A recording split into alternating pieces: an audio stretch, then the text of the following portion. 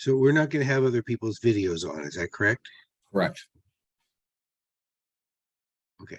So let me see if I can see if we have people here. Oh, good. We've got 10 people. So that's great. We're building it right up. 11 numbers are coming up as we speak. Sui, do you have any idea how many people are going to be in today?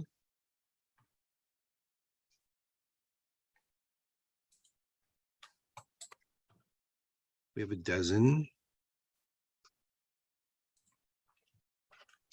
Well, we don't know how many are going to be here, and we have a dozen, so I'm going to go ahead and get started. I'm going to turn the slideshow on. Very glad to have everybody here.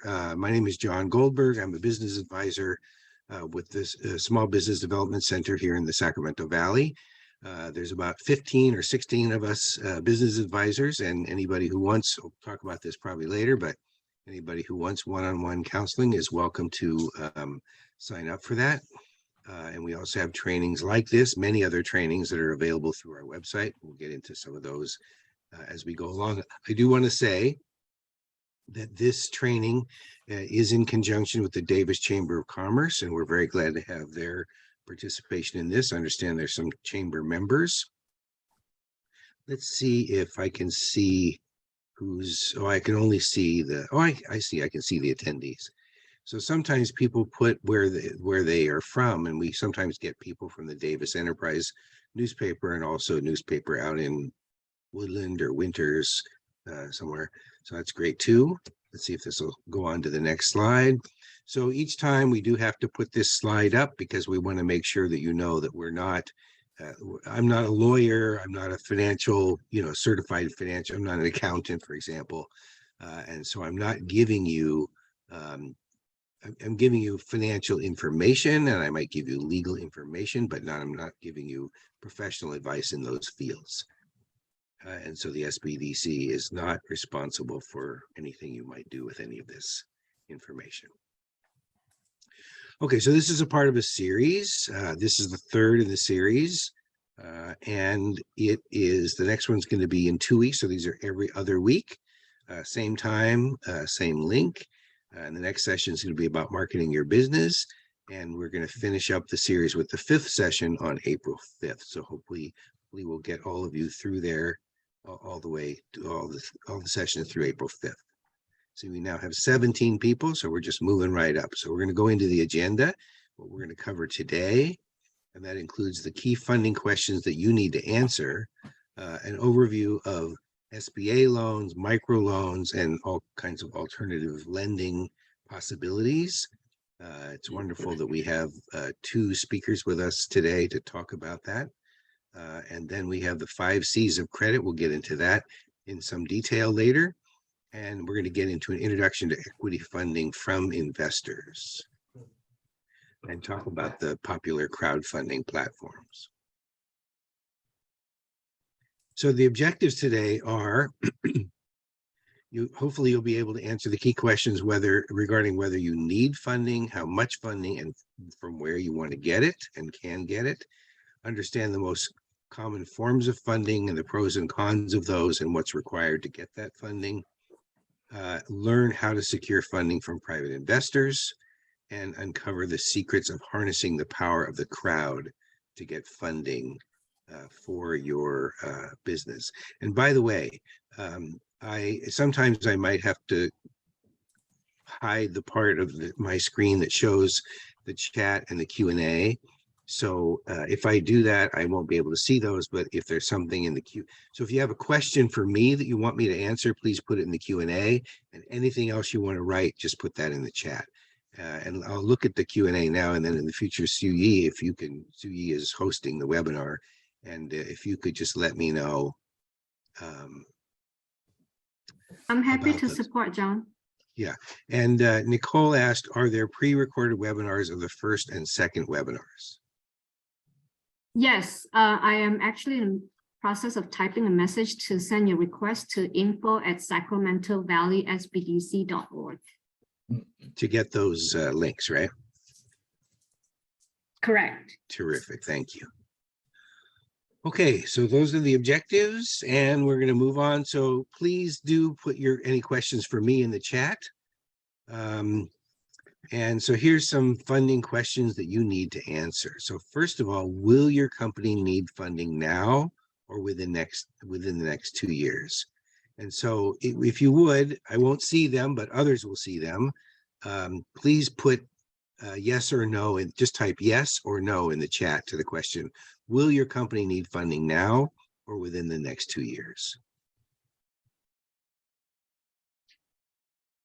I'm going to assume that there's lots of yeses in the chat because there usually are. So the next thing I want you to do is if you do need funding now or in the next 2 years, please type any of the following numbers in the chat. If you need between 10 and 50,000, put a number 1. If you need 50 to 100, put a 2. 100 to 250,000, put a 3.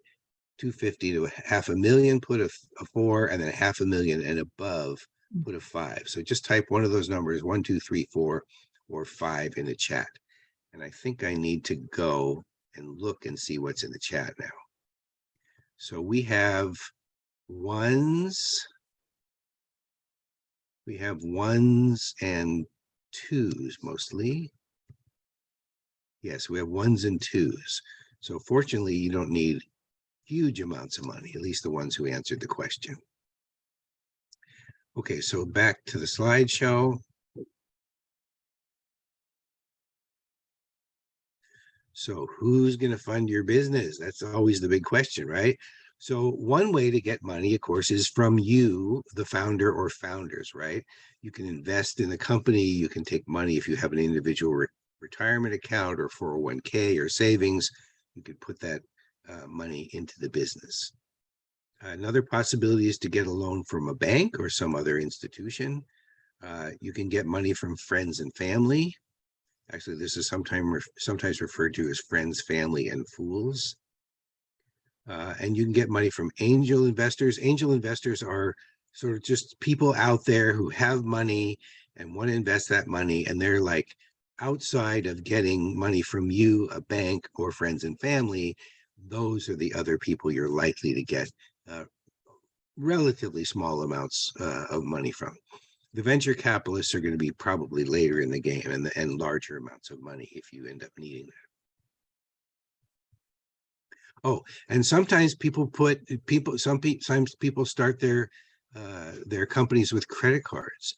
This is something that's now credit card interests are high, so you got to be pretty confident you're going to get that money to pay it off back quick, right? But for example, a number of movies have been founded or funded from credit cards. Spike Lee funded one of his movies completely on maxing out all of his credit cards. Have you ever heard of the movie The Blair Witch Project? Very low budget movie, which was filmed, I think, with Super 8 cameras. It only cost them like thousands of dollars to make the movie, and they made millions. So like I say, you got to be pretty confident that you can be able to pay those off quick because it's very, very high interest. Okay, so how would you rather fund your business? Debt, meaning you have somebody loans you money and then you have to pay it back over time with interest, or equity. Now, equity, you don't have to pay back the money, but you give up some of the ownership of the country. So why don't you put a number 1 or a number 2 in the chat, 1 for debt and 1 for equity. 2 for equity, 2 for equity. So please type a number in the chat, 1 for debt and 2 for equity.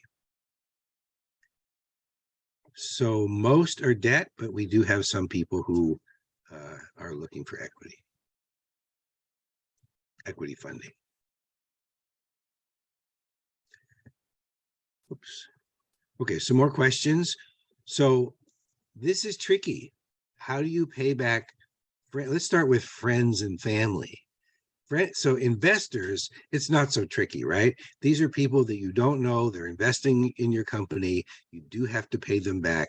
But, if it's friends and family and then you run out of money, you can't pay them back. That's a particular problem, right? Because not only are you not, giving back to those who gave to you, but you could also risk an important relationship to you as well. So you want to be very confident you can pay these back. And then the other question is, when do they get paid back and how much? They get, the hope, of course, is that they'll get back all the money that they gave you and then some profit that they make as a result of investing. So are they going to get paid back, for example, on a yearly basis? Are they going to get paid back when you sell the company? You know, when you get to pay it back? Now, here's a misconception about funding, something I've learned, right? If I'm a talented entrepreneur, which I hope I am, and I have a great idea, which I hope I do, of course, someone will fund me. So I want to tell you a little bit about my experience with a company that I'm involved in now. We want to create a new sunscreen brand, right? So I'm hoping I'm a talented entrepreneur. And we think we have a great idea because all of the sunscreens on the market now are relatively unsafe or relatively ineffective. And we have an idea that we are confident will solve that problem. But we have been struggling to find money. And I'm going to be talking to you about some of the ways we've tried and what the results have been along the way. We're still at it, though. We're still at it. Okay, so we're going to talk about loans. So there are small business administration guaranteed loans, there are micro loans, and there are other forms of lending that we're going to talk about as well. And then I think I mentioned 2 guest speakers who are going to weigh in about some of the loans that are available. So an SBA guaranteed loan. So the thing is that if the borrower fails, so the loan is from a lender like a bank, right? If a borrower fails to repay the loan, the lender can still recover up to 85% of the outstanding loan balance from the SBA. Now that's great for you, because if you don't have wonderful credit, it may be hard for you to get a loan.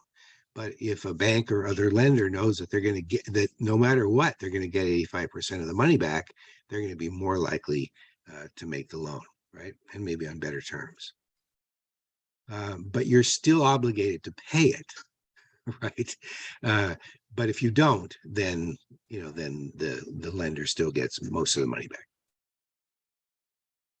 So there's 2 main kinds of loans from the Small Business Administration that are guaranteed. One of them is the 7A loan. You can use that for any legal purpose. So for example, in California, cannabis is legal, but under federal law, it's not. So you cannot get a 7A loan for a cannabis business, for example. And then a 504, the loan proceeds are designed for the purchase of buildings, land or equipment. So that's a specific kind of loan for a specific kind of purpose. So most people get the 7A loans. So you're going to get, Suyi, are the participants going to get a copy of the slides? Yes, they're going to get a copy of the slide as well as a link to the recording. Terrific, thank you. So I just want to show you some of these links now, and then when you get the slides, you'll have them yourself. So this is where you can see an overview of the 7A loan program. You can borrow up to $5 million. It's usually 2.75% above the prime rate, which is pretty low. And the guarantee can be anywhere from 50 to 90%, and it can be up to 25 years for real estate and 10 years for other purposes, right? You have to be a for-profit business in the United States, meet the size guidelines. So you have to be a small business, and the size is, let's see if this is quick. If it's quick, I'll show you. Come on. Oh, annual receipts. Oh, these are definitions. So there's, it would take a while to find the exact things here, but let's go back to the loan. So am I still on slideshow? I can't tell. Okay, good. Hold on. That's a 504. Oh, so here's the 504, and I'll just show you quickly. So let's say you put 10% of the amount you need down, and then the development company puts in 40, and a bank or credit union puts in 50, for example. So this is for the larger loans for real estate or large capital expenses. So there's all that, but you'll get the link to that when you get the slides. Okay, so here are some lending programs from big banks, Wells Fargo, and this one goes directly to their small business credit department, and this is Bank of America. Same thing, small business loans and other financing, and Chase Bank. So these are big banks, right? Not saying you have to go to one. I'm just saying they're there and they make loans to small business. So there's also online lenders. There's Lendio. This is Lendio right here. So all kinds of business finances, and you can say how much money you need, and you can start a process for seeing whether you might qualify. There's something called Funding Circle, same thing. How much do you need? See if you qualify. These are usually pretty quick. And then microloans. So you can get loans sometimes from nonprofit lenders, right? So those could maybe be in the lower lower interest rate. Loans are usually from 2,500 to 50,000. Average loan is 15. I don't know why it's not moving on to the next part here. You have to have good credit, and we'll talk about that in some more detail later about credit. You have to have cash flow. Either you have to have money coming in from your business, or you have to have a part-time or full-time job that shows that you have the ability to repay the loan. So here's one, Working Solutions. That's a nonprofit lender, right? And so that's a possibility there. And let's see if there's any more on the page. That's it. Now, there are other alternatives, but I want to point out to you that these are very high interest. So you could get cash flow loans, point of sale or daily cash flow loans, but the interest rates can be 60% or higher. And so you want to, if you don't have any other options and you're confident that your business is going to make so much money that it's not going to be a problem paying these back, then you could consider it, but you need to be very, very careful about these. So restaurants and retail operations are ones that those kinds of companies go after, and they're really easy to apply to and qualify for. But like I say, the rates are very, very high. So here is, for example, Blue Vine is one of them.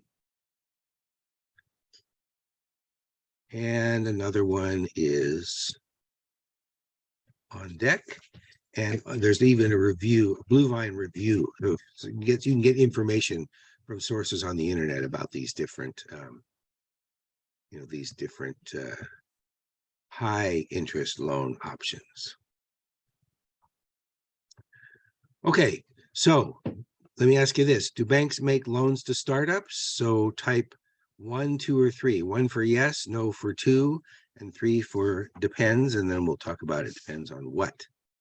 So while you're doing that, let me look and see which funding sources can and cannot be used for nonprofits. Yeah, Sky is asking. So SBA loans can't be used for that, as far as I know, because it's for businesses, right? But you could go. So I see Suyi is going to also be answering that question. Looks like. I think if you're a nonprofit, there's one foundation. It's called the Foundry. And I can put the information in the chat where they actually share a lot of the grant application or funding sources for nonprofits. So I'll put that information in the chat. There's another question in the chat. What is the minimum for a micro loan? Is there a minimum loan size? Maybe that's one of the questions that the panelists can answer at some point. Right. Yeah. Let's leave that for the panelists, who we'll be getting to pretty soon. So now we have some answers on this. So most of the answers are 3, which is it depends, right? So they do, banks do make loans to startups, but it depends on a number of factors, which I hope we'll be looking at on the next slide. So here are the loan requirements. What do you need to get a small business bank loan, right? So if you're starting up, you need a business plan. You need 5-year projections, and they need to be reasonable, right? The banker needs to look at those and say, they look reasonable to me. You have to have great credit, 700 or above, solid industry experience. So like, for example, in my sunscreen business, if it was just me, somebody would say, well, are you a chemist? And I'd say, no, I'm not a chemist. And have you managed a sunscreen company before? No, I have not done that. So, but we have a chemist and we have somebody who was a CEO of a similar company who are on, our founder team. So I think we're good on that. And you have to have collateral, which is equivalent to the money that you want. So it's probably going to be a house, maybe a car, maybe a 501k plan or IRA that you can put up as collateral against the loan, because you're not a business yet, right? You're not a business yet. You're an idea, right? Now, if you are in business, then you can get a loan if you're growing, right? So you have to have a plan for growing. You have to have at least 2 years of a financial track record, positive cash flow, 3 or more years of projections, and solid credit 680 or above. So those are some of the main things that it depends on, whether you can get a loan from a bank. No SBA can help you by guaranteeing the loan. So what does it cost to borrow money? So here's 7.5%. Let's say that's the rate. The term is 7 years. The amount is $100,000. So it's $1,533 a month. So what that means is that at the end of that period of time, you're going to be paying that the 100% interest plus 100% principal plus 7.5% interest, which I assume is compounded over the course of those years. And there's a loan calculator here that you can click on and put in your amount, and then what you think the interest rate is going to be and how many months it's going to be and what your credit score is, and then you calculate what your monthly payments are going to be.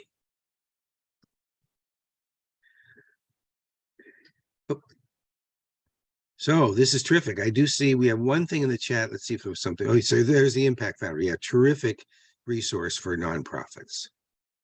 And also California Capital does, and other similar organizations do provide loans to nonprofits. So now we have a wonderful opportunity to hear from two people who know lots and lots about loans. Brian Shiley is a business development officer with the California Capital Financial Development Corporation. So he's going to talk about loans from California Capital. And Al Thiel is the VP of Commercial Loan Officer from the California Statewide Certified Development Corporation, the CDC. So why don't we start with Brian? Excuse me, start with Brian. Let's hear about California Capital loans and then state CDC loans from Al. Sure. Thank you, John. Well, to begin with, California Capital offers both small business loans, loans to anywhere from $5,000 up to $150,000 on a direct loan program that we have. We offer loans to businesses for startups, early stage businesses, as well as established businesses. The terms are fixed. Usually it's 5 years, 5 to 7 years in term. They are term loans, so they're not lines of credit. It's not a revolving feature. It's just a term loan. We can finance things like tenant improvements for a restaurant, programs that a lot of banks don't offer or can't offer, and we do not have a minimum credit score. So some of the programs that we do look at credit, and we'll consider that. We'll look at everything, the whole picture. We need the story, but we do not have a minimum credit score that most traditional banks have. We're set up to help small businesses that can't get funding elsewhere. So we do have a no credit elsewhere requirement, but if the business fits that within that space, we would be happy to help. I don't know what else I can share with you right now, John. Well, let's see what questions come up in the chat or the Q&A for Brian first. And then Brian, when you're done and Al starts, if you could just put a link to your services in the chat. Could just somebody tell you what, could somebody click on that Impact Foundry thing and just let me know that's in the chat, and just let me know if you could if you can or cannot find that link in the chat, because that'll tell me whether you'll be able to find Brian's link if he puts it in there. We do have a question in the Q&A. What are the requirements for failing to find funding elsewhere? Nicole, I Okay. don't think I understand your question, but maybe Brian, you or Al have an answer. Yeah. If you've applied for a loan, a traditional request at a bank, and the bank has declined you, then you have a declination letter. If you've had a phone call, a conversation with a lender, and the lender just doesn't, there's just no, they don't have a product for you. That's another. We have a form that you can certify. But again, you're looking at the financials. If it's a newly formed business, less than 2 years. With the debt service, so you can't quite meet the threshold of what the bank's looking for. We want to do a 1-to-1 debt service, so a break even. Then we can help there. But if you can get credit elsewhere at a traditional bank, then you don't need us. So maybe Al can add to that. I'm not sure if. Oh, I got tons to add. Okay, and Brian, another question: how many denials do we have to get to qualify? Just one. No, you don't. Yeah, you don't actually. The best thing to do is talk with us first as well. Before we won't pull your credit right away. We'll look at it. We'll evaluate it, determine whether or not this is a bankable type transaction, and if it is, we'll encourage you to go talk to your bank. If not, then we'll proceed. All depends on you. A phone conversation, and oftentimes we get referrals from banks because the bank can't facilitate the credit, so they've already declined the client, and then we're introduced to the customer that way. Okay, terrific. Well, Brian, thank you so much. And again, if you would put a link to your services in the chat. And Sure. Al, let's hear about loans from the state California CDC. statewide CDC. You betcha. Yeah. Yep. So California statewide CDC is a mission-based not-for-profit lender. We're out of Davis, California. We've been doing 504 lending for almost 40 years.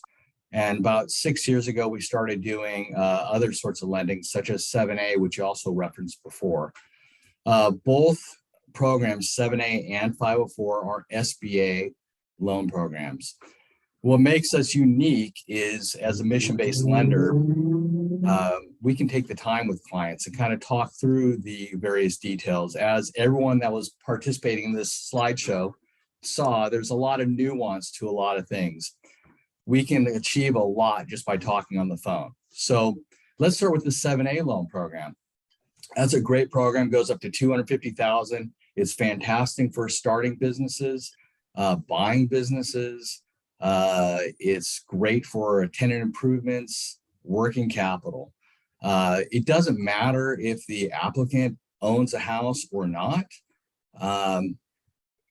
because we're not an asset-based loan program for 7A.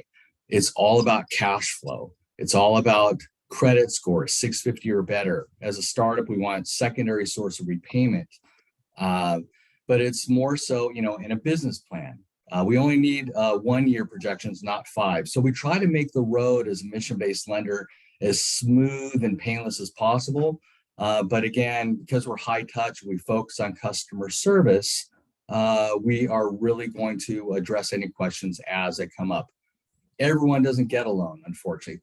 That's just the way it is. But after this process, if you work with me or one of our other business development officers, you'll know why you didn't get it. And then we'll make a referral back to the Small Business Development Center so that they can get the coaching and development and come back to us. The bottom line is, you hit on, a lot of banks just don't like doing startups. And they also don't like restaurants either, right? Because bankers love to eat at restaurants, but they don't like financing them because it's high risk. They see it. So that's why the Community Advantage Loan Program was created. Our typical loan term is going to be 10 years. It is a loan that's going to be based off of prime. And the reality is it's going to be variable. And right now we're in a getting to be rate sensitive environment. So that's the 7A loan program. The other loan I hit on was the 504 loan program. That is a fantastic program for owner user that want to buy either heavy pieces of equipment like presses or maybe conveyors, but also buildings as well. So that program we can finance probably up to 11 to 15 million. We partner with the bank. There is a slide you had, which was fantastic, 50, 40, 10. Under the 504 loan program, the bank comes in at first lien position at 50% loan to value. Client comes in with 10, which $100,000 building purchase, $1 million building purchase is $100,000. And then we finance 40%. It's a 25-year loan. Our portion loan is fixed for 25 years. And it gives a lot of flexibility and freedom for the small business owner. What's important for that program as well is cash flow. The business has to be able to support the cash flow, but it's also a job creation program. It's about putting back into the community, which is either the community of Davis, California, or Sacramento, or anywhere throughout the state.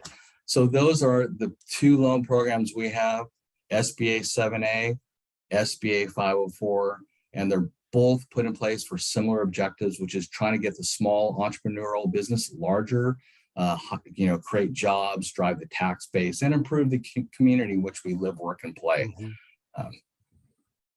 Okay, terrific, Al. And Al, if you would go ahead and put either your contact information or a link to your services in the chat, that'd be great. Yep. So I would like to ask at least one participant in the webinar to go into the chat and tell me if you can see Brian's contact information that he put in there. So just type yes or no in the chat if you can see it or not. So Nicole said she went into the chat and she cannot see Brian's information. Okay. So that, share the information. oh, somebody can. So a couple of people can see it. So we're good now. Okay. Just want to make sure you can see all the stuff that's in the chat. And then there's a question, would a building that combines storefront and housing be fundable, such as an apartment above a store? That's for either Brian or Al. What was the question again? Would a building that combines storefront and housing be fundable, such as an apartment above a store? The building could be eligible for a 504 if 51% was towards the commercial portion of that building. No money can go really towards the improvement of that residential unit, though. So it's limited. So this is these are primarily business programs, but I can tell you, if there's justification for a business to have a residential unit, like let's say a horse boarding facility, then it's absolutely eligible, right? Okay. And just want to let you know, both Brian and Al have put their contact information in the chat. So please feel free to go in there and use that. Well, I want to say thank you to both of you for taking your time to talk with us today. And I just have to comment. It's quite an amazing coincidence. So Brian's background is probably a photograph from the Ziggurat building in West Sacramento, where Al used to work and I used to work. So it's a small world. It's a very, very small world. Okay. Okay. And then Al has just added his email address. So that's terrific. Thank you both. Thank you both so much. I really appreciate you. You bet. Taking the time to do this. John, I'd like to take a quick moment to let the attendees know that you can catch Al and Brian in action next Thursday in Davis at the Capital Summit event that we're hosting again in Davis. And I will share the information at the end of the workshop. So that's great. Yeah, if you would like to ask them one-on-one questions, you can find them there. Brian and I will definitely shake hands and sign autographs. Yep, you betcha. Terrific. And you'll put the day, the time, and the place so everybody will know? Yep. Yes, I will. Terrific. Thank you. That's great. Okay, let's see what we have next. So now we're going to talk about business checking. Yes? Sorry, there's a quick question. Before they go, for the 5014 loans, is there financing for construction? Al? Sorry, I was on mute. Construction is absolutely eligible. Yeah. Last call for questions. Okay. Okay, so we're going to talk about business checking. We actually did talk about this in a previous session with some folks from, I think it was Wells Fargo. But there are some other things that I don't know if were mentioned back then. But first of all, to have a business checking account, you need, if your business name does not include your last name, then you need to go to the county and fill out a form for that. So, and get what's called, either different counties call it different things, either a fictitious business name or a doing business as name. And there's a link here in the thing in the slideshow. You do that with the Yolo County. If you're in Yolo County, you do it with the Yolo County clerk recorder. Move something out of the way on the screen here. Close that. Okay, can we go on? So you need that before you get a business checking, and you also have to file a copy of a statement about your fictitious business name in a local newspaper. So if we have anybody here from the Davis Enterprise or any other publications that are considered newspaper, it has to be a newspaper of general circulation, is my understanding. So you have to publish that so that people know that this is a real business, you own it, if it's not in your name. Okay, so we're going to talk about the 5 C's of credit, and if either Al or Brian stay on and have anything to add to this, please feel free to do that. So here are the 5 C's: capacity, and I'll go into each of these in detail: capital, character, collateral, and conditions, which include market demand, climate for your business and your industry. So I'll go into these in some detail. So capacity is basically your ability to repay the monthly debt obligations with a current source of income or cash flow. So they're not looking for what you're going to make in the future. They want to know, do you currently have enough money so that you could continue to pay this, even if your business doesn't go so well, right? They want to know, can you pay us back? So they look at revenue, expenses, cash flow as demonstrated by your tax returns, profit and loss statements, etc. So capital is the cash you put down to start your business. A bank will not finance 100% of your startup. So they're expecting you to put somewhere between 15 and 25% into your business. And that can be from a number of sources, savings, 401k, IRA, whatever. Okay, they want to look at your character, and the way they measure that is primarily who you are as a borrower. The primary measure is going to be your credit report. It's interesting. I just watched a movie last night called Worth, and it was basically about the guy who the U.S. government tapped to be the head of the fund that paid the victims of 9/11. And he went on to be the person who was in charge of the fund for school shootings and environmental disasters and other domestic terrorist attacks. He ended up being like the go-to guy to manage these. And I'm doing a little aside here, but I think you'll see why it's relevant. So the thing is that what he said was, he also taught a law class, and in that you saw him talking about so how much is a person's life worth? And he said, this is not a philosophy class. This is a law class. So in a law class, there is a right answer. And the right answer is a number. And it's the number that's negotiated between the two parties who are involved. In that case, it might be a lawsuit, right? Or a settlement outside of a lawsuit.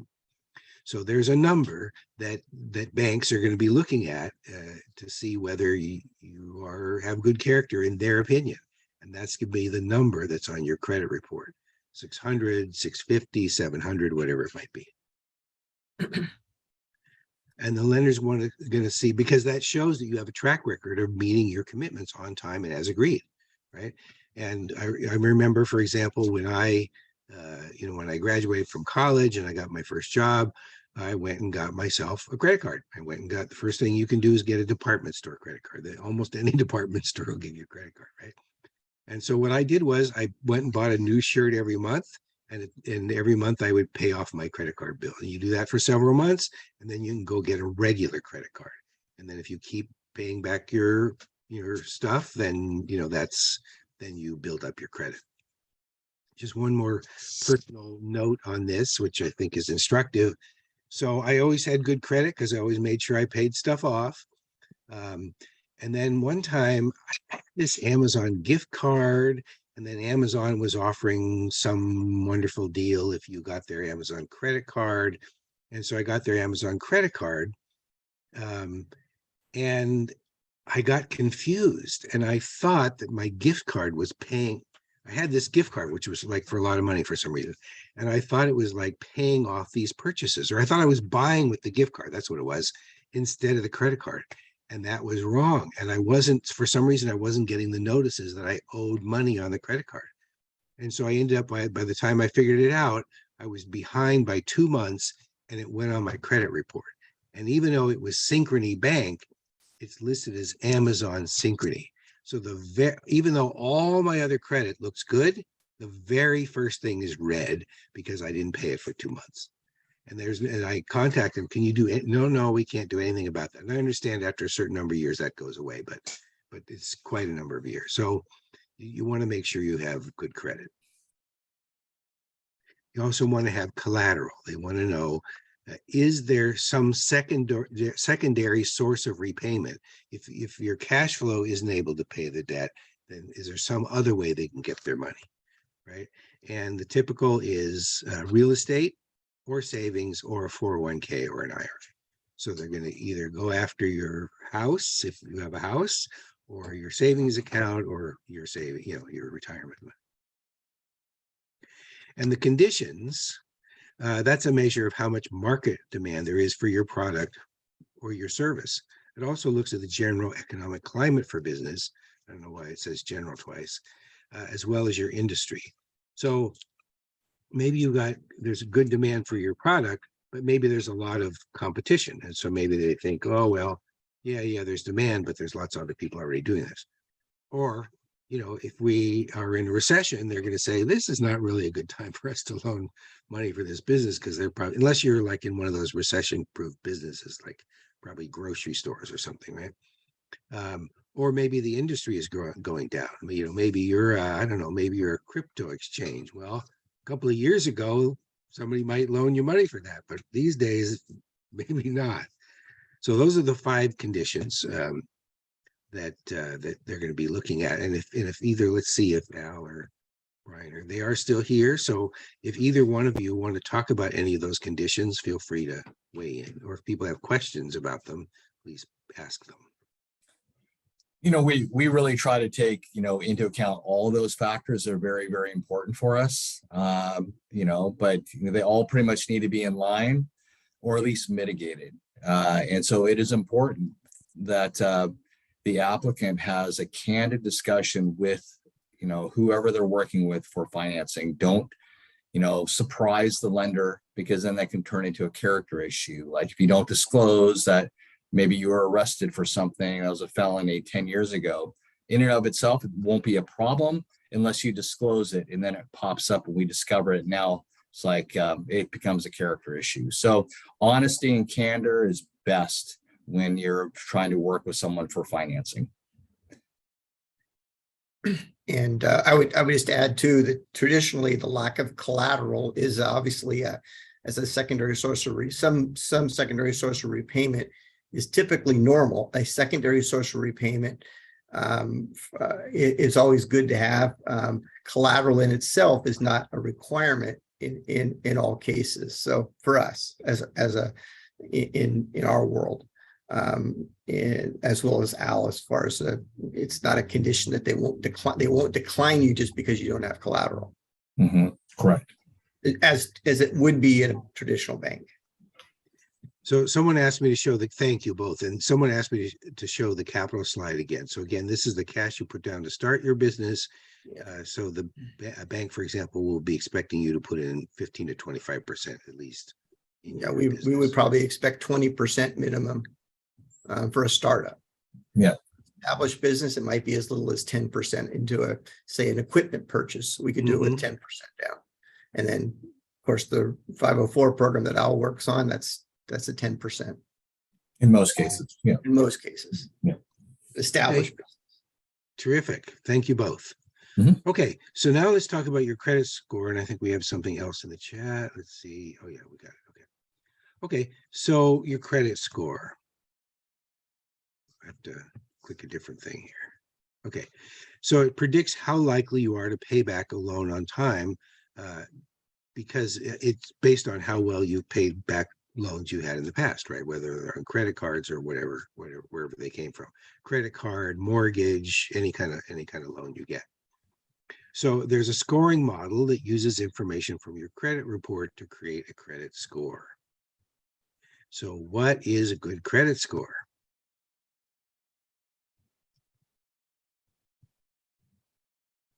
So there's a couple of different entities that have credit scores. FICO is the main one, and that's a good credit score is considered 670 to 739. Now, of course, higher than 739 is even better, but it's good enough for a loan. So because the range is anywhere from 300 to 850. Now, this other thing called Vantage score, that's from 661 to 780. So it's similar, but not exactly the same. So there you go. And then if you don't have a good credit score, and I think we go into this, I'm pretty sure we go into this in the last session, you might want to take a look at credit repair, ways that you can boost your credit. Okay, so the next thing, so we've covered everything that has to do with loans, and now we're going to go into equity funding. So again, this is where somebody gives you an investment and you don't pay it back with an interest, but you owe, they have a claim on a part of the profits of your business. And if there's losses, well, then they unfortunately are responsible for those losses as well. Not any more that they've invested, but what they've invested. So let's talk about the agenda and objective for this part of the session. So we're going to do an overview of equity funding, pros and cons of debt and equity. And by the way, we're ending at what time? 1 o'clock, right?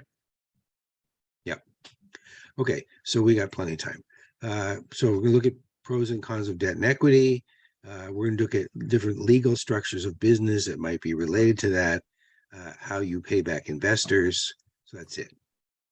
Okay, so what is equity funding? It's the exchange of a percentage of ownership of a legal entity for cash, goods, or services. So you might give it, usually it's cash, but they could give you goods or services, and you could give up equity for that as well.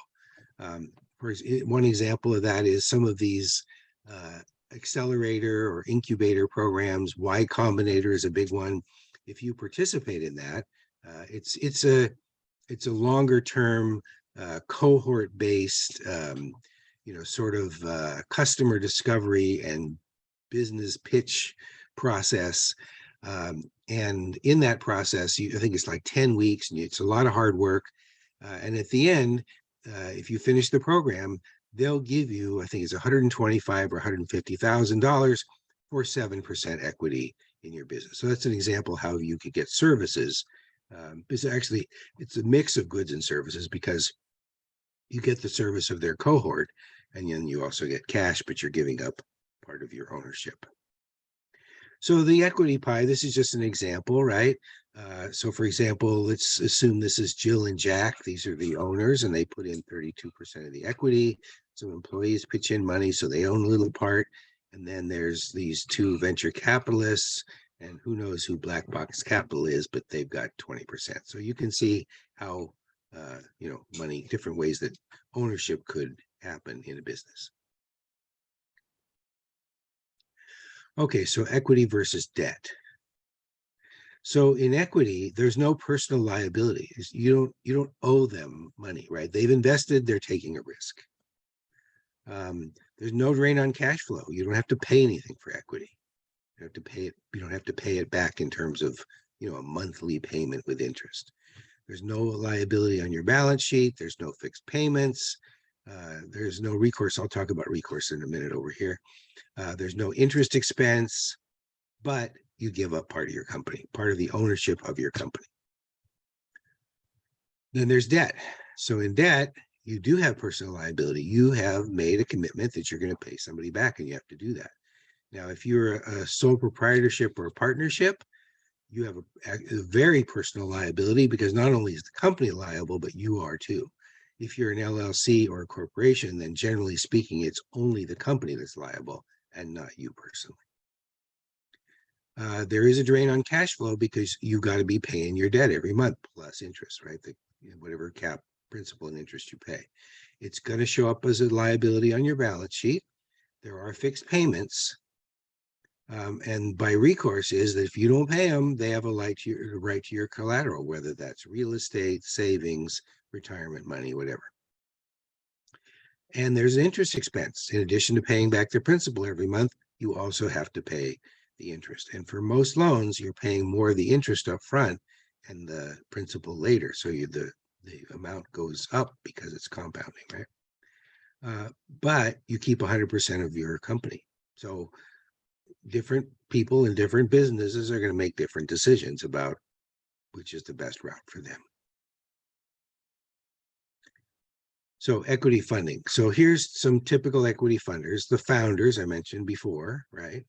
Friends, family, and fools. Angel investors. Now this is a great resource right here. This is a list of just about all of the angel investor groups in the United States. I think there might be some in Canada. So let's see if they pop up. Are they going to pop up? They're not popping up. Let me try it again. Worked for me. I downloaded the list, but they're not popping up right now. But maybe there's just something, I don't know, something going on about it. But if you don't get this and you want it, then you can. I'll put my email in the chat and I will email it to you. Hold on one second. I'm going to send an email to everybody, and I'll put my. John, we can also include it as an additional attachment to send out with the follow-up email. Okay, terrific. When, if it once I do have a version of it. Let's see if there's, oh yeah, here's a download. Let me see if the download works, even though I can't see them. Let's see if it opens up. Yes. Yep, there is, it'll download for you anyway. So then what you want to do is you want to go and look at each one of these and find out, will they, is there a possibility that they might invest in your business, right? So for example, let me just open this up a little bit. Let's just say here's one in the Southeast.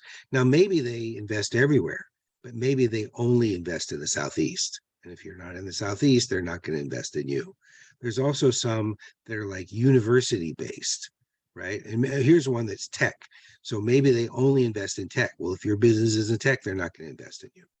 And also there's, for example, Arizona State University. I think that's Arizona State University. And they might only invest, for example, in something that's related to the university or to an alumni of the university. But you can go through there and then you find all the rest of them, and then you can start contacting them. I've got something else on the screen. I got to get out of here for a second. And then we got a chat question. Yeah, but yeah, Sky, it is a blank list, but they're only, but if you download it, at least I downloaded it and I got it. So that's good. But again, these are investors, and they're probably only going to invest in companies, in profit-making companies that they think are going to make them money. So then there's venture capitalists, and there's all kinds of lists of venture capitalists. There's 47 lists on this website. And so what you can do is you can go to each one. Let's just pick one. And here it is. And let me see if you can. So there's their list, and you can go click on it. Then you can go click on it. Let me just open it up. 4,000 VC companies. And here you go. And you can put in, your filters, where your company is located, what stage you're at, your size, right? And then you can go and take a look and see whether they might invest in you or not.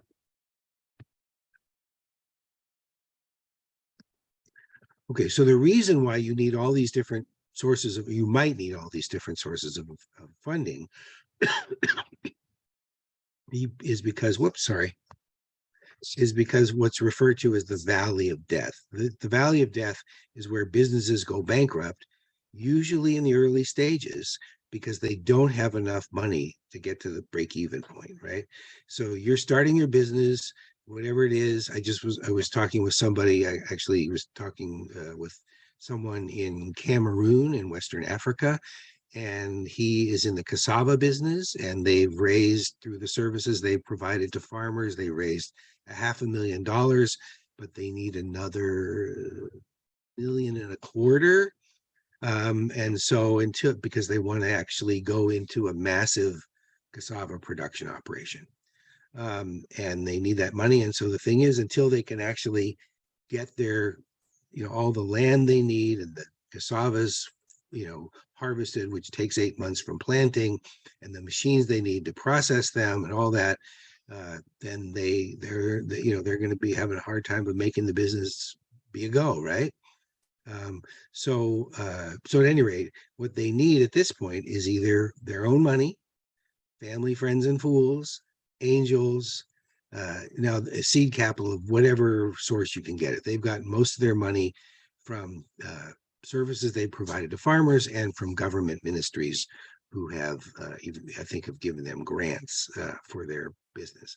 But the point here being, you need lots of different. So then these are the ones you need to get started.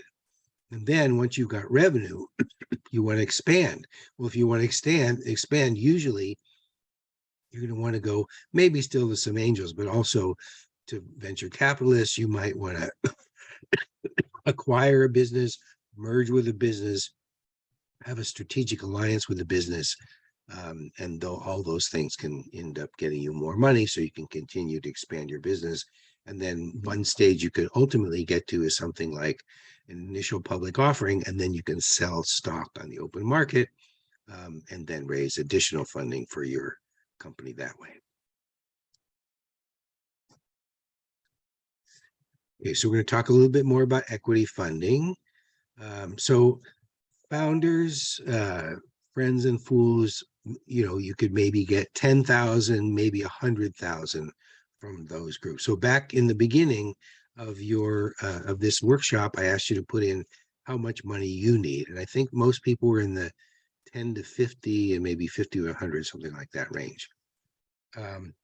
And so you can get that money from yourself if you have it, from any friends, family, or fools who are willing to put in money. And when I keep saying fools, it just reminds me, years ago, I had a friend who he basically told me fool, because, I mean, in so many words, because he liked investing in inventors. This is back before the internet, so this was just some kind of, I don't know how you even find them, but anyway.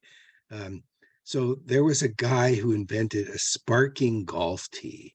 So for anybody who's not a golfer, a tee is the little piece of wood that you stick in the ground when you make your first, hit on your first stroke on a particular hole of golf, and you put the ball on top of it, right? And the one thing you want to know about when you're hitting the ball is, you don't want to look at where you're going. You want to look at the ball. And so you want to keep your eye on the ball. And so somebody came up with the idea of having a sparking golf tee. So the idea is when you hit the ball, if you have an after image in the middle of your range of sight, when you close your eyes, a little probably green spot, or maybe white or green spot, that means you were looking at the ball. And if it's off to the side, or if it's not there at all, you were not looking at the ball. So he invested money in that, and he lost all of his money because this was a long time ago. And if you look now on it, I mean, if this was a real product, it would be on Amazon. I think there is something called the sparking golf tee, but it's not actually what this person invented. It obviously was not a success. Well, I'm thinking of a reason why it's not a success, at least in the Western United States. The weeds on the sides of the fairways where you hit the ball and you want to stay in the fairway, that dries out. You don't want to have sparks on a golf course that's going to set the weeds and the trees on fire. So, sometimes people will make an investment in a company. They think it's a good idea. Maybe it's not. but they invested their money and you got it, and you have no obligation to pay it back if your business goes belly up, because they know they're taking a risk. Okay, and I make a little break in here because I want to talk about crowdfunding later. You may have a gap between what you can raise from founders and friends and family to what you can get from angel investors. So angel investors are in this range here, and then venture capitalists are in the higher ranges. Okay, so different legal entity options may relate to the different kinds of equity funding you might get. So if you have a sole proprietorship, what you do is you can go to the county recorder's office. And like I said, if your last name is not in the business name, then you are going to want to register your business there. If you want to make an LLC, you could go directly to the Secretary of State's office. If you find the paperwork daunting, then you can either use LegalZoom. There's other things you can use, but these are two examples: LegalZoom or Nolo Press. So you can put in LLC, and then you'll find they've got a form in a book, and LegalZoom has you can either do, and same thing with Nolo, LLC or a corporation. So whoops, what happened? There we go. Oh, corporations. So you can choose to have a corporation, and it's either a C or an S corporation. It's a little complicated, but about the taxing and all that. So you can decide which one you want to get. You can ask a lawyer for help on that. And the last thing is you can go to a lawyer referral service. Now, some county bar associations have a lawyer referral service. Yolo County, I'm pretty sure, does not. But there is something called Legal Match California, and you could go and look. So it is a California State Bar Certified Lawyer Referral Service, and you could use that. There may be other ones as well, but you can find, for example, let's see if you can put in there. So you want to put unemployment. Is there another category? There better be another category. Oh, here we go. Business formation and dissolution. So you can go here, and then you can say what kind of, so you want business and commercial law. Let's say you want to make an LLC or a partnership or something. So here you go next. And you put your zip code, the downtown zip code in Sacramento, sorry, not in Davis. And here you go. And I want to make a business organization, and I want to make a corporation, and I have some questions, and now let's see if it gives me some lawyers. Let's see, summary of your case. So they have asked me for my email. I'm going to stop. So corporation, and I'll just do that, corporation, and let's see if it gives me a list of lawyers yet. No, I'm not doing that. But at any rate, you could go ahead, and then they will refer you to some lawyers.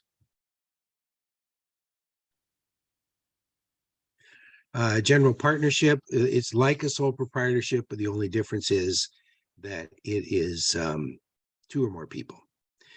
So the thing is that and you may or may not want a lawyer to help you draft partnership agreements, whatever the partners decide if they want legal help or not. So again, the thing about these is that sole proprietorship and partnerships, they're just, you have complete liability. Every partner, the sole proprietor or every partner has complete liability, personal liability for any problem that the company has. So if it's a food company and somebody eats the food and gets sick, or if they've got a location and somebody slips and falls and they sue you, not only is the business liable, but you are too. But if you have an LLC or corporation, whether it's C or S, you are shielded from personal liability. They can go after every asset the company has, but they can't get your house, and they can't get your savings or your retirement money. It's also good to think about which state you want to incorporate in. Delaware has very favorable laws for corporations, so lots of corporations incorporate there. And for example, the sunscreen company that I mentioned that I'm a part of, we did that in Delaware. But then you have to, if you do that and you're operating in California, you have to you have to register as what's called a foreign corporation because you're from another state. And then you have to pay taxes in Delaware, and you also have to pay a fee to the California Secretary of State. So there's certain favorability being in Delaware. Sorry, I clicked ahead, but at the same time, you're going to be paying double fees. So you have to decide which is better. I mean, you could incorporate any state and then be a foreign corporation in California, but it makes more sense to either just do it in California or do it in Delaware and register here. And you may want a lawyer or an accountant to help you make that decision. So how do investors get paid back? The two most common ways are by selling your company. So when you sell, then they get whatever percentage of the money that they've been, their percentage of ownership of the company is based on their investment, or you might distribute profits every year, for example. Okay, so I mentioned that there could be a gap between your money, the friends and family, and then getting into, investors out there in the public, and that can be covered by crowdfunding. Very interesting field. So crowdfunding is using smaller amounts of money from many people, which is the crowd, to accomplish a significant funding objective. So even though people might only put in $10 or $50 or $100 or $1,000, you could raise many thousands of dollars because you have lots of people doing that. So there's three primary categories of crowdfunding.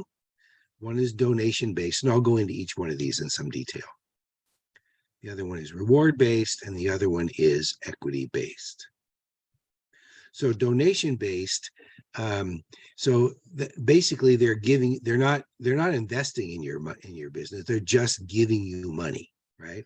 And some people might be willing to do that. If you have a cause, you have a business, or a nonprofit. I know Sky has a nonprofit, or if you have a business that has some social benefit, some people might be willing to give you money based on that social benefit. They'll just give it to you, right?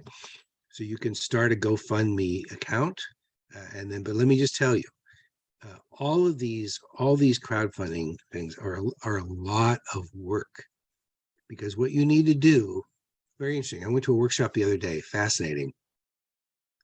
The person who gave the workshop said that going to try to get investment is sort of like going to a pool party, like a swimming pool party, because there you are, and you want investment, and there's all these investors around the pool. But the question is, who's going to go in first, right? Because nobody wants to be the only investor, right? So what you want to do in crowdfunding is you want to line up investors or donors or, these reward-based ones, or investors in advance. Go to your friends and family and say, I'm going to start this crowdfunding effort, at this day and this time, would you please go in and give or invest money? And maybe it doesn't even have to be a lot of money. At least if they see that there's a lot of people getting in there, they go, oh, a lot of people like this. The other thing is, if you can get somebody who is well-known and well-respected, especially an investor, to go in, then lots of other investors are likely to go in. So let me just show you, here's a list of crowdfunding platforms, and they're all in here. All three categories are in here, and they're down here. So there's, if you want, for education, this is for like an educational, for a college or a university, for example, or a school. And here's for individuals and nonprofits. Here's for musicians and creative projects, and here's for business. Fundable, WeFunder, EquityNet, Seed Invest, and there's more. And then Republic and some other ones. And then here's specifically for real estate, and these are niche. This is like for new couples, et cetera, et cetera. But the ones that are probably going to be the most interest to you are going to be these sites for business, and I'm going to go into some of those in just a minute. So here's some options in reward-based crowdfunding. So reward based. So when we started the sunscreen company, we were initially thinking that we would actually manufacture the sunscreen and then sell it to individuals, or we would, put it in Target or whatever. We'd sell them. We would also sell tubes on our website, right? Containers on our website. So if we wanted to do that, we've changed our business model. But if we wanted to do that, we could go on Kickstarter, and then we could say, give us money. You start a campaign, right? Let's see, blah, blah, blah, start a project. And then you say, if you give us $10 now, then we'll give you a tube of sunscreen when, meaning if and when we actually produce the sunscreen, right? And Indiegogo is another one. Start a campaign. Okay, so again, those are reward based. Then it's the same list of crowdfunding platforms on all three of these slides. So the next one I think is very interesting. It's a newer option. It's equity based. So there are a bunch of them. There's more than this. These are I'm sorry, they're not the same ones. They're not the same links. So these are the equity ones. Here they are right here. So there's 15 of them listed, and then there's a description of each one and a link to each one. Most of these are commission-based, meaning for every dollar that it gets invested in your company, they take a certain number of pennies off of that dollar. Now there's two of them that are subscription-based, Fundable and EquityNet. So we looked at the commission ones. We decided to go subscription. So you just pay. They don't take a commission. So if we raise $100,000 or hundreds of $1,000s, the commission adds up. But for these two, they don't take a commission. They might from the investors, but not from the company. So here you pay $200 a month, and here you pay $300 a month, something like that, to be on these platforms. And we looked at them both very carefully. Fundable, we decided not to, because right around the end of the year is when we were making our decision about which one to choose, and Fundable was offline for a week and a half. And I kept contacting customer service, and they couldn't help me, and they didn't know why, or they give me different answers. So I'm just telling you my own personal experience. They might be wonderful. We just decided against them. But anyway, here's Fundable. I think they're $179. So you register there. It's free to register and to put your profile up. But if you want to raise money, then you have to start paying them. So it's good because you can take, some weeks or something to build up your profile. And then you're really ready for investment when you do that. EquityNet is much more it's very complex. This link actually happens to go to where our sunscreen company is. I'm not looking for investment from anybody on this call. But I just want to let you know that the other thing you can do is you can go to crowdfund, and it will give you a list of all the investors. Now, if you're not paying them, you only see their names, and there's no way to actually get any detail about them. But you can see things like how active they are on the site, what revenue stage they're willing to invest in, and their investment amount, and then there's a statement about them. They've got thousands of investors and thousands of companies. So just to let you know, that's how it works. So you pay $300 a month, and then, you get all the money that, and you can, once you start paying them the monthly fee, then you can start contacting each individual investor on the platform. That's what we're doing now. We pick the people who invest in companies that are pre-revenue, which we are, and they make investments in a certain range of what we're looking for, right? We're looking for $150,000. So we looked for people between 25 and 100, because if we get 2 for 100, we get what we need. If we get 3 for 50, we get what we need. If we get 6 for 25, we get what we need. But if we wanted to go to all the $5,000 and $10,000 investors, it would take us many, many investors to get them. So we decided we're probably not going to go to those. So anyway, maybe more than you want to know about equity crowdfunding, but I'm right in the middle of it now. So I happen to know lots about it. So I've been doing a lot of talking, and I want to see if there's anything, nothing in the chat and nothing in the Q&A, but if anybody wants to put anything there, I'm glad to see Brian and Al are both still here. So if anybody wants to ask me or them any questions, please put them in the Q&A. And let me see here. So what did we cover today?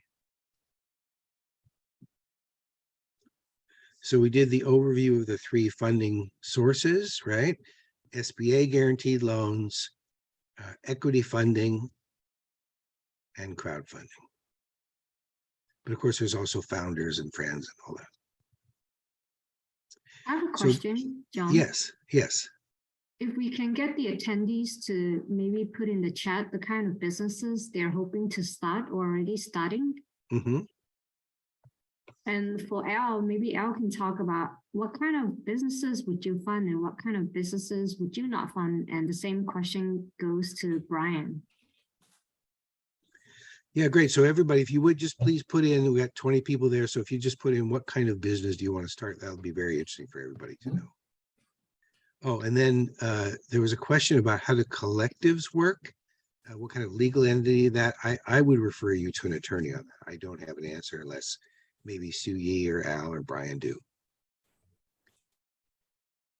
And I see that, oh, well, and Nicole, I think you're going to want to have, personally, in my opinion, personal opinion, not legal opinion, I think it might be good for you to have an LLC or a corporation and to have lots of liability insurance, because if you're going to have an axe throwing business, there's risk.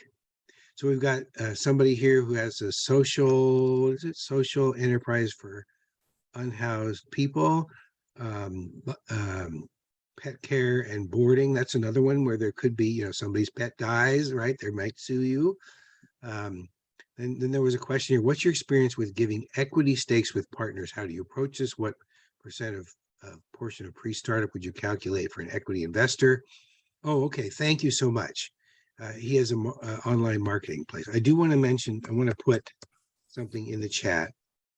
It's called gust.com. And one of the things you can do on that site is you can put in information about your business, and they will give you a pre-investment valuation of your business. We put in our information and they said that our business is worth $1.3 billion. Well, it'd be wonderful if it was, but we don't know, but that's how in other words, that's the number that they said we should be telling investors that the company is worth. Somebody has a food truck, and there's a survey link in there. So if you'd please go in the chat and click on that survey link and fill it out, it'd be very helpful for us to improve future sessions. And then somebody said, can you speak to funding options for a new farmer who currently doesn't lease or own land? Well, Cassidy, I just want to tell you, if you want to go into the cassava farming business in Cameroon, I know somebody you should talk to. But let's see if Al or Brian have any comments on that. I'll jump in on like the axe throwing. There should not be a concern with that as long as someone has, business experience. Of course, business, personal property, and general liability will become a factor and will be built into the projections, but that is entirely possible. I saw comments, food trucks. We've done many of food trucks. Banks tend to not like doing those projects. It's just a restaurant on wheels. So we're looking for any business that is for profit.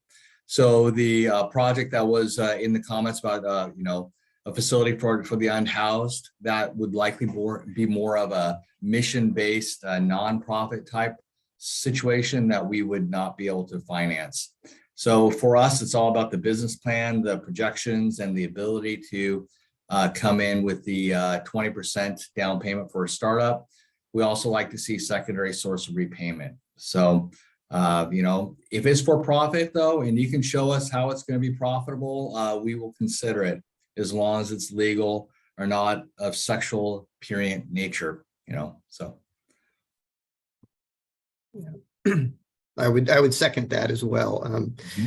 Again, I'll hit on it. You have to have experience in the industry, but if you have experience, you've been a manager of a restaurant, for example, or in the food service area, and you're looking to do a food truck, those are typical deals that a lot of banks want to shy away from right now.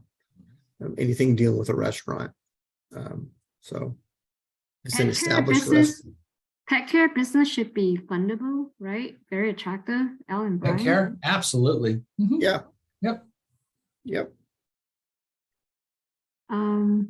Are there any other type of businesses that you would like to share in the chat and, get some feedback as to how to be financially ready when you start your business? This is the time to ask questions.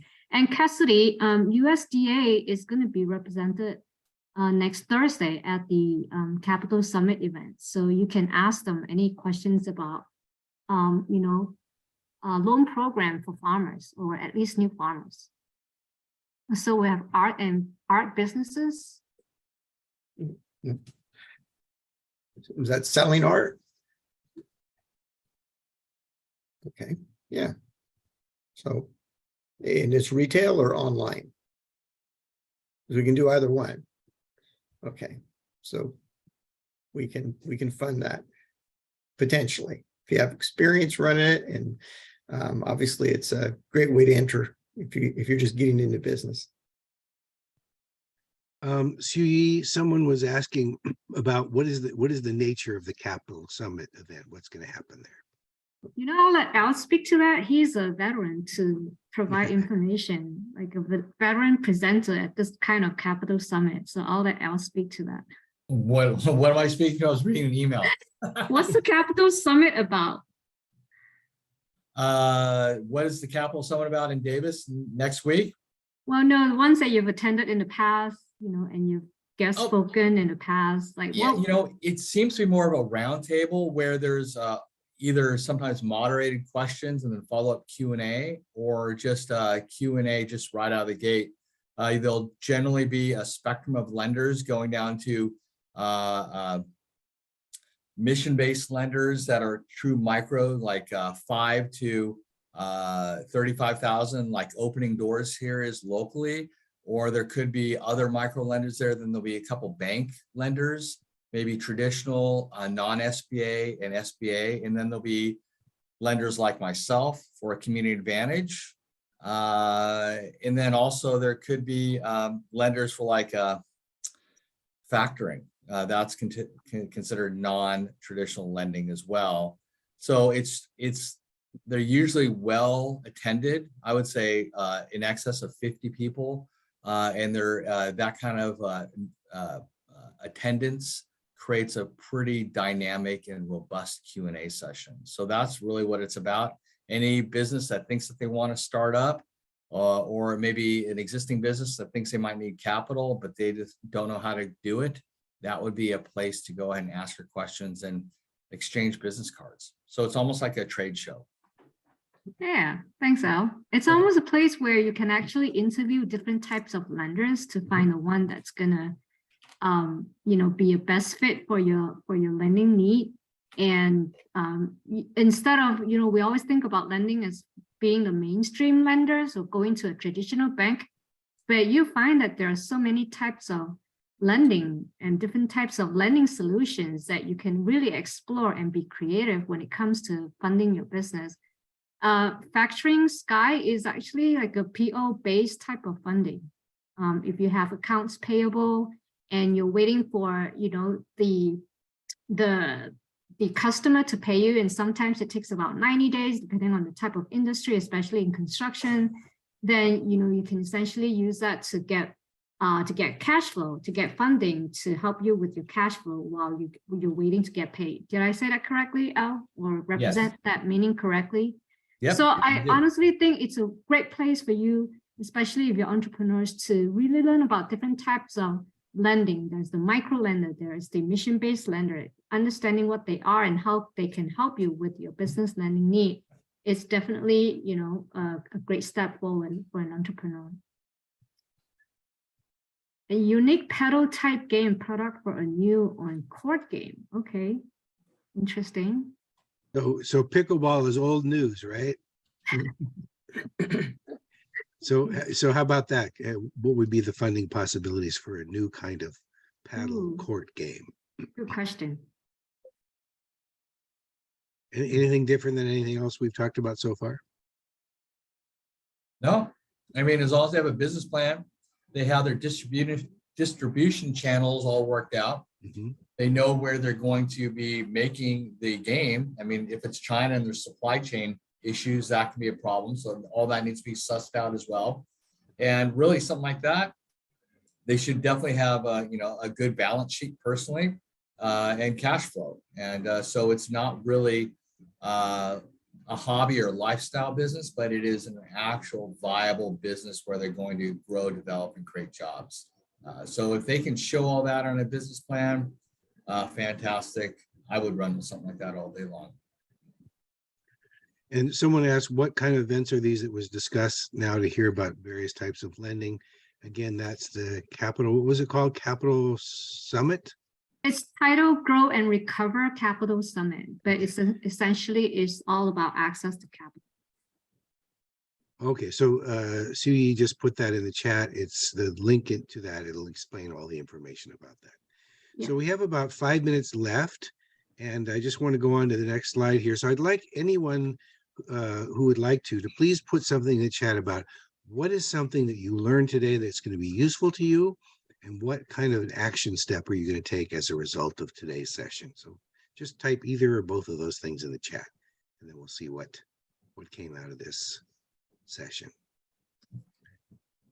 And while you're doing that, I just want to let you know you can sign up for additional SBDC trainings, including the one 2 weeks from now on marketing, and the one 4 weeks from now, which also has to do with financial issues. And you can work with an SBD business advisor. You can work with me. I specialize mostly in business planning and marketing. And then there's lots of other business advisors, about 15 more. Some of them are more finance, and some of them are other areas. So you can do that. So let's see. So we got a lot of chat items here. So it looks like people learned some things and are going to do some things. So let's see what we got. Valerie said, I am impressed by the number of websites to facilitate success. And yes, there's tons of it. Mm-hmm. And someone was asking for the link to the first and second webinars. Yes, please send your request to info@Sacramento Valley SBDC.org. And then somebody learned about various lending options. They learned different types of business, and they're going to submit their application or permit. Somebody liked the chart about the chart of phases of business funding and risk, the one with the valley of death. Yeah, it gets people's imagination. So somebody's going to build up their credit score. By the way, I think consumerreports.org has information about how you can build up your credit score. And then somebody's going to go to that session, that summit in Davis. So that's terrific. Okay, so that is completely the end of our session. We have 2 minutes of time now free to spend however you want this afternoon. Great having everybody here. Somebody learned about investment opportunities, and we'll review again when we develop financial projections regarding cash flow and revenue. Oh, how can I learn more about pricing? I think that's included in the 5th session, but let me take a look at that. And also finding investment options, having pop-up food events for investors. So they'll try the food. That's a great idea. If people like the food, they might be more likely to invest, right? Yeah, I like the idea. Pardon me? I like the idea. Yeah, and having a business plan to hand out to potential investors. Yeah, actually, there was a wonderful event at UC Davis Graduate School of Business a few years ago that I went to. It was a speed mentoring. It's the only time I ever went to speed mentoring. And because I was just getting started with the sunscreen idea, I would go around to different tables and meet with these different mentors. And there were 2 guys who were investors, and they said, either I've had skin cancer or my spouse has had skin cancer. I'm very concerned about this. And I didn't think to write down their names and contact information. Maybe we would have had our funding as a result of that. But let me tell you another thing we did, right? We looked up a list of celebrities who had skin cancer. And we wrote to all of them and said, would you like to invest? We didn't get anything about that. But now, both Jill Biden and Joe Biden have recently had skin cancer surgery, as have I and one of my partners. That's the reason I started the company, because of this awful experience I don't want anybody to have, right? So I'm going to write them. I have their address. I'm going to write them both, and I'm going to say, hey, I'm really sorry you had skin cancer surgery like me. I wish you the very best, and please let me know if you know of any sources of revenue that we can investment or grants or loans that we can get for our business. Really, investment or grants is what I'm thinking about. For our business to create the first safe, effective environmental sunscreen. Who knows? Maybe one of them will say, yeah, go to this department or go to this person I know, right? Try every option you can get. Okay, we're at the end of our time. Great to have everybody. Brian, Al, and Suyi, thank you so much for your participation and help in this session today. Thank you Thanks very for the much, invite. Al, and everybody. Oh, yeah. Bye-bye. Take care. Have a good day, everybody.